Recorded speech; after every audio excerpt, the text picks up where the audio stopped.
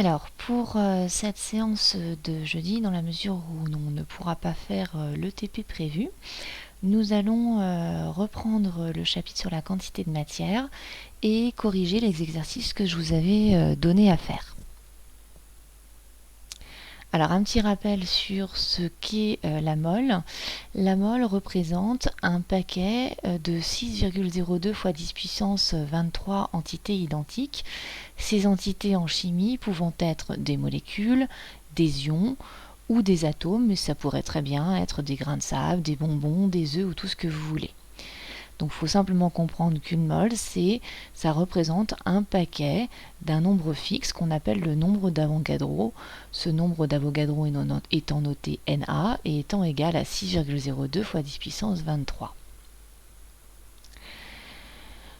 La quantité de matière représente quant à elle le nombre de paquets de 6,02 fois 10 puissance 23 que l'on peut constituer à partir d'un échantillon.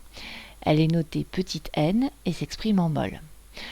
Le problème, c'est que si on veut effectuer des paquets de 6,02 fois 10 puissance 23 entités chimiques identiques, on ne peut pas le faire en comptant ces entités chimiques une par une.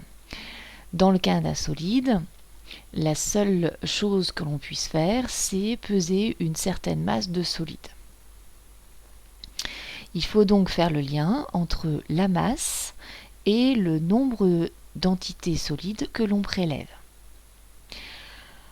Pour cela, on introduit la notion de masse molaire. La masse molaire, que l'on a définie la dernière fois, c'est la masse d'une mole d'entité chimique. Donc par exemple, la masse molaire du carbone, ça représente la masse de 6,02 fois 10 puissance 23 atomes.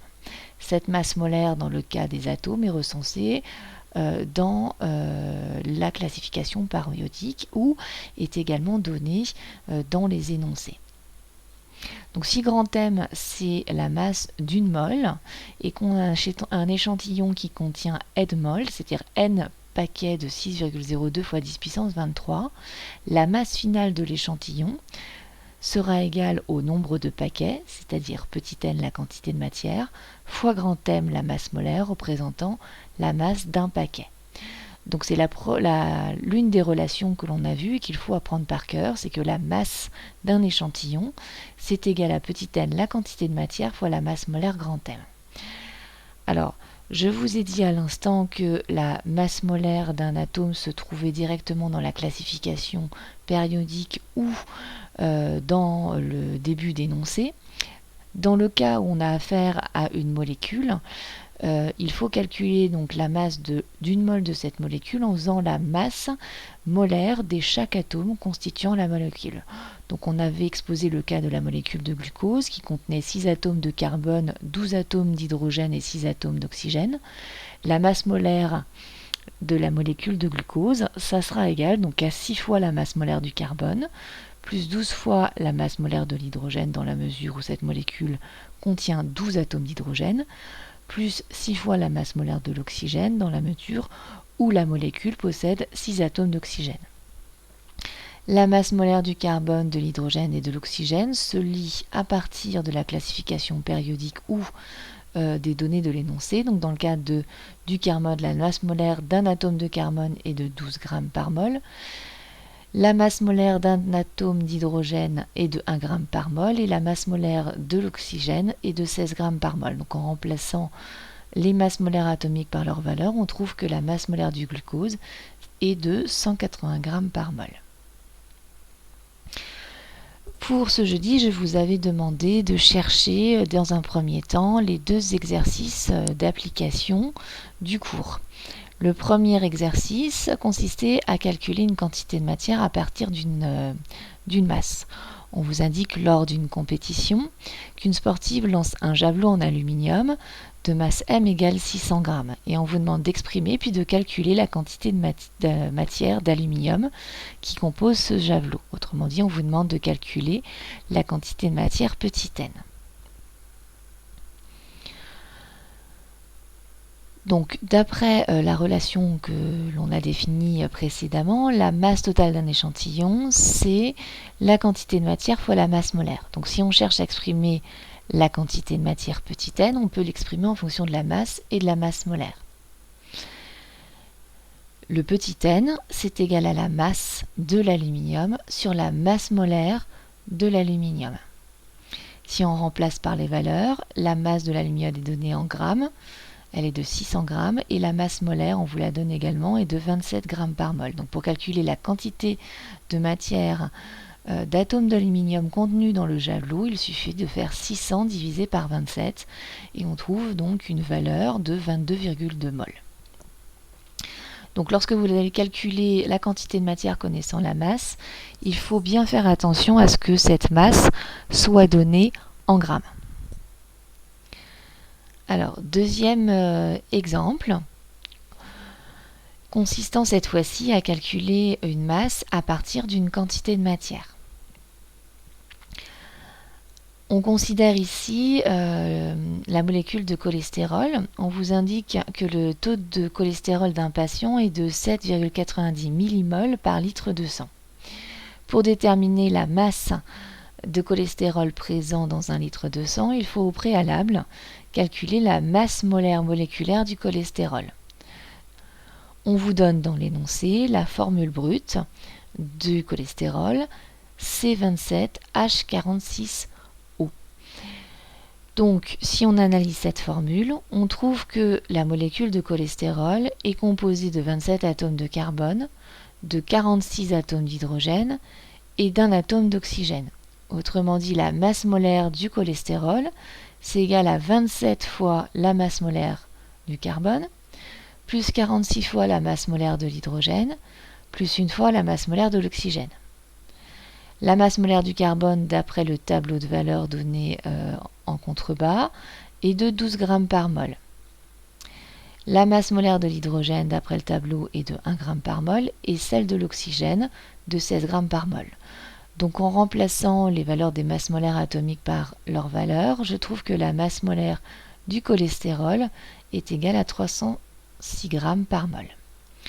La deuxième question, pour la deuxième question, on vous demande de calculer la masse qui correspond à 7,80 millimoles de cholestérol.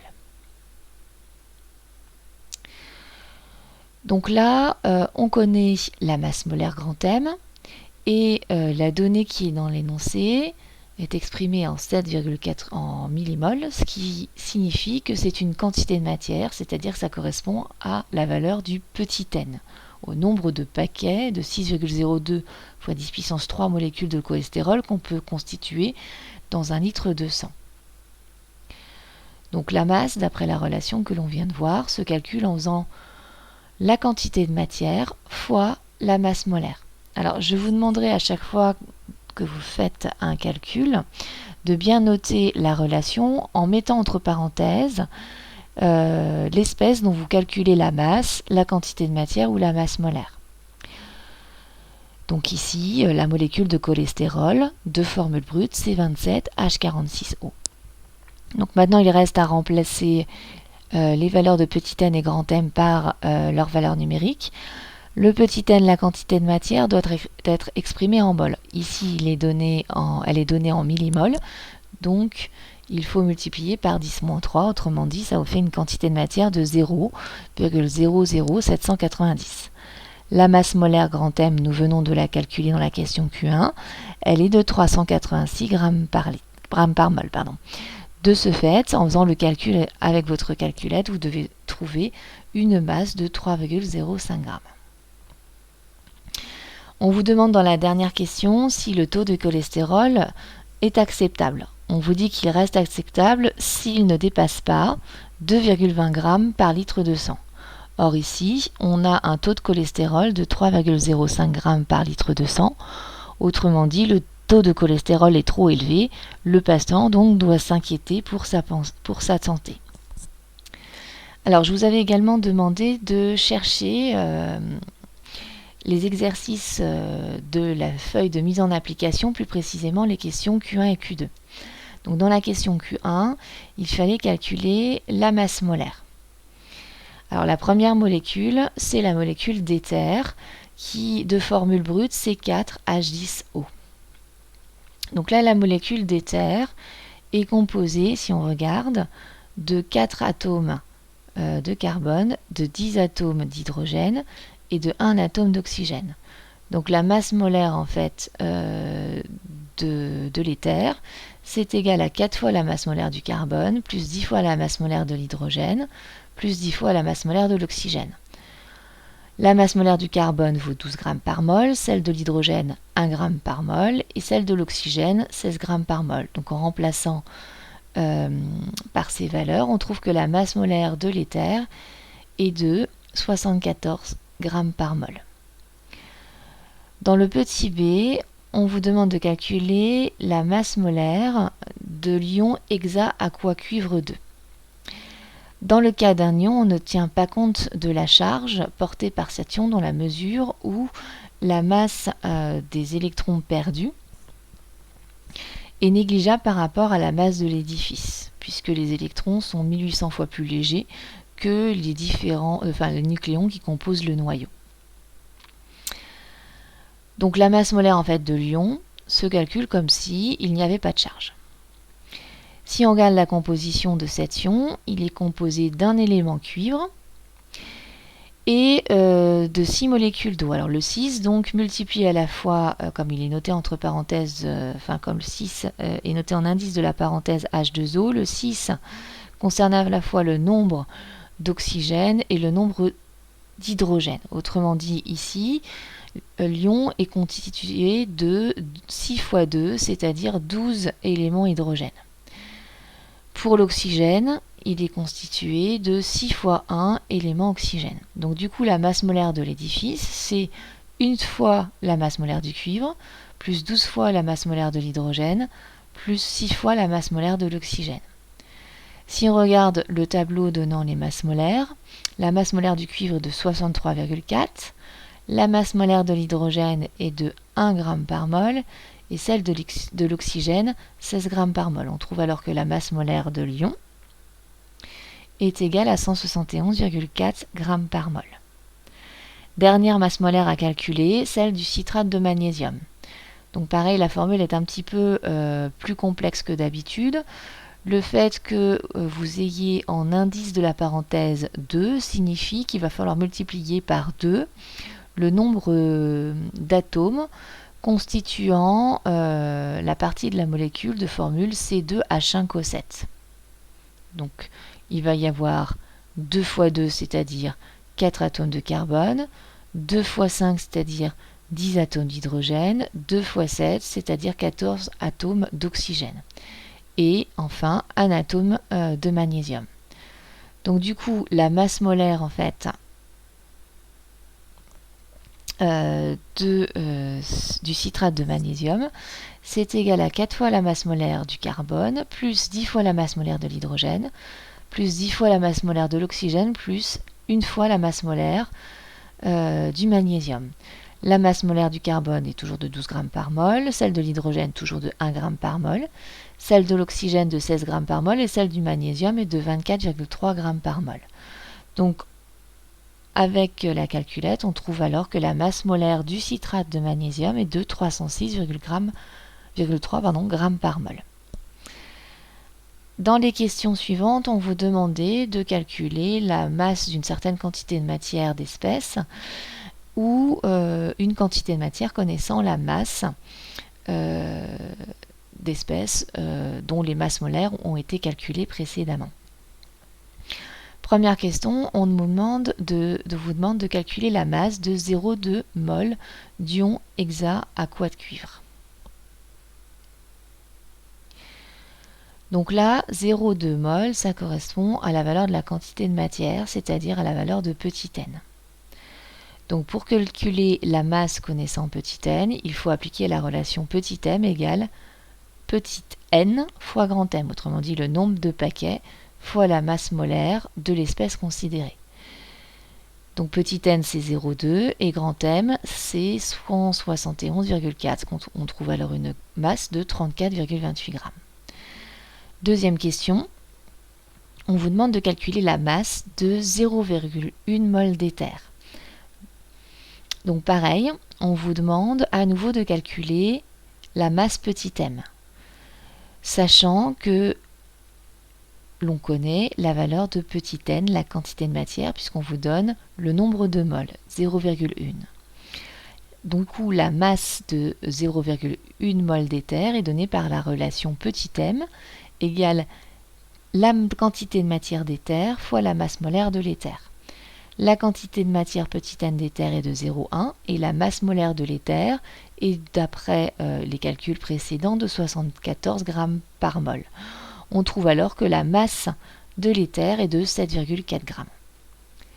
Dans la question suivante, on vous demande de calculer la quantité de matière de 5 grammes de citrate de magnésium. Donc là, cette fois-ci, on vous donne la masse, c'est-à-dire la valeur de petit m. Et on vous demande de calculer la valeur de la quantité de matière petit n. La formule qu'il faut appliquer alors est n égale la masse de citrate de magnésium divisé par la masse molaire du citrate de magnésium. La masse est de 5 grammes, la masse molaire du citrate de magnésium est de 306,3 grammes par mol d'après le calcul de la question Q1. On trouve alors que la quantité de matière contenue dans 5 grammes de citrate de magnésium est de 0,016 mol. Dernière question, on vous demande de calculer la quantité de matière de 2,3 grammes d'éther. Donc là pareil, on vous donne la masse petit m d'éther. Elle est de 2,3 grammes.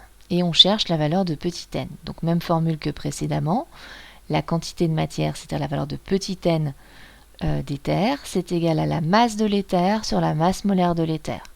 C'est-à-dire ici 2,3 divisé par la masse molaire de l'éther qui est de 74. On trouve alors une quantité de matière de 0,031 mol.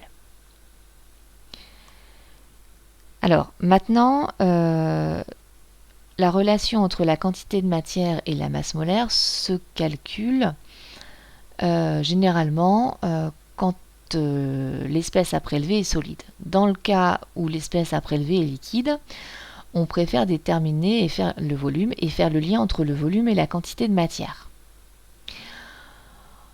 En fait, pour faire le lien entre le volume et la quantité de matière, il faut d'abord faire le lien entre le volume et la masse de l'échantillon. Et le lien entre le volume et la masse de l'échantillon se fait par le biais de la masse volumique, qu'on a déjà vu en début de seconde et que vous avez vu aussi au collège. La masse volumique, c'est la masse occupée par 1 ml de liquide. Enfin, c'est la masse de 1 ml de liquide. C'est égal en fait à la masse de l'échantillon sur le volume de l'échantillon en question. Donc si je cherche à déterminer le volume de l'espèce, le volume occupé par l'espèce, c'est la masse de l'espèce divisée par sa masse volumique, ρ, exprimée en grammes par millilitre. Donc maintenant, si je veux faire le lien entre le volume et la quantité de matière, il me reste à faire le lien entre la masse et la quantité de matière. En effet, on sait que la masse est reliée à la quantité de matière par la relation qu'on a vue précédemment, c'est la quantité de matière fois la masse molaire. Donc si on remplace l'expression de la masse de l'espèce dans l'expression du volume avec la masse volumique, on trouve que le volume de l'espèce, c'est égal à la quantité de matière de l'espèce fois la masse molaire de l'espèce divisée par la masse volumique. Alors en règle générale, vous n'aurez pas appliqué la formule directement qui relie V, donc le volume de l'espèce, à la quantité de matière. Généralement, on fera le calcul en 2 étapes. C'est-à-dire qu'on calculera d'abord la masse, à prélever connaissant la quantité de matière, puis ensuite le volume à l'aide de la masse volumique. Donc pour ça, je vous propose de chercher les 2 exemples suivants que vous recopierez sur votre cahier avec le cours correspondant à cette partie grand 3. Alors là, pour le moment, je vous invite à le chercher sur une feuille. Donc là, on vous dit que un sportif a rempli une gourde de capacité 500 ml avec de l'eau de masse molaire 18 g par mol et de masse volumique 1 g par millilitre. On vous demande de calculer la quantité de matière d'eau dans la gourde. Donc on vous demande de calculer quoi? La quantité de matière, c'est-à-dire la valeur de petit n. On connaît ici le volume. V, c'est 500 millilitres. Or, la seule chose en fait, la connaissance du volume, d'après les deux formules qu'on connaît et qui sont rappelées à travers les triangles rappelés sur votre droite, ne permet pas de calculer directement la quantité de matière. En fait, avec la donnée volume et la donnée masse volumique, on va pouvoir calculer la masse d'eau. Donc d'après le premier triangle reliant la masse de l'échantillon, sa masse volumique et son volume, la masse d'eau est donnée par la relation M égale ρ fois V. Donc ici ρ c'est 1 g par millilitre et le volume à laisser en millilitres est de 500. Donc on trouve que la masse de 500 ml d'eau est de 500 g. Maintenant qu'on a la masse, on va pouvoir faire le lien avec la quantité de matière petit n en utilisant le deuxième triangle. D'après le triangle qui relie la quantité de matière et la masse molaire, la quantité de matière n est reliée à la masse par la relation n égale m sur grand M. Donc ça fait 500 divisé par 18, c'est-à-dire 28 mol. Deuxième exercice. On souhaite réaliser une solution de gel hydroalcoolique. Et pour cela, on doit prélever 2 fois 10 puissance moins 1 mol de propanol. On vous demande dans un premier temps de calculer la masse de propanol. Donc là, la donnée que l'on vous donne, c'est une donnée en quantité de matière. Donc autrement dit, c'est la valeur de petit n. Et on vous demande de calculer la masse. Il faut donc utiliser une relation qui relie la masse et la quantité de matière. Cette relation, elle est donnée par le deuxième triangle qui figure à droite de la diapositive. La masse M, c'est égal à petit n, la quantité de matière, fois la masse molaire. Ici, la quantité de matière est de 2 fois 10 moins 1 et la masse molaire du propanol est donnée, elle est de 60,1 g par mol. On trouve alors que la masse est de 12,02 g. Deuxième question, on vous demande d'en déduire le volume grand V de propane de Hall. On connaît la masse et on connaît le volume. Enfin, et on cherche le volume, pardon. Et pour faire le lien entre la masse et le volume, on peut utiliser le premier triangle, à savoir la masse volumique. Donc d'après le premier triangle donnant la relation entre la masse volumique, la masse et le volume grand V, c'est égal à la masse du propane de Hall divisé par la masse volumique du propane de Hall. On trouve alors que ça fait un volume de 15,2 ml. Alors pour voir si vous avez compris, je vous invite en fait à chercher la mise en application, la question Q3 de la mise en application de la feuille d'exercice que je vous avais donnée.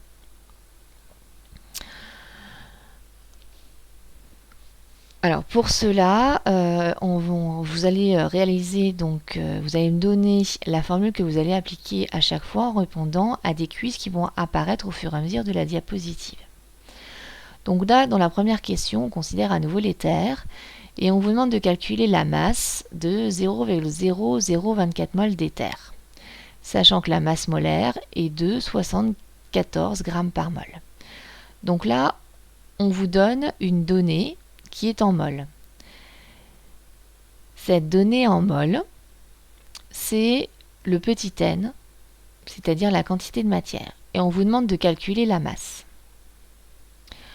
Donc pour calculer cette masse, on va utiliser la relation qui est donnée par le triangle du bas. Donc la masse, c'est la quantité de matière petit n fois la masse molaire.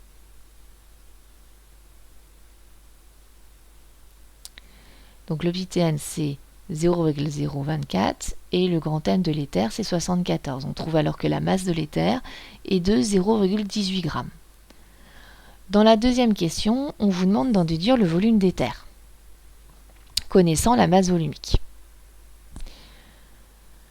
Alors là, cette fois-ci, on connaît la masse et on vous demande de calculer le volume. Donc la relation qui relie les deux, la masse et le volume, c'est la relation qui correspond à la définition de la masse volumique. Donc le volume, ça va être la masse de l'éther sur la masse volumique de l'éther. Donc la masse de l'éther, on a vu, c'est 0,18 g, et la masse volumique est d'après l'énoncé de 0,80 g par millilitre. On trouve un volume alors de 0,225 ml.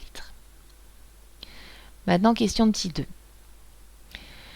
On vous demande de calculer la masse de 30 ml d'éthanol, sachant que sa masse volumique est de 0,68 g par mol.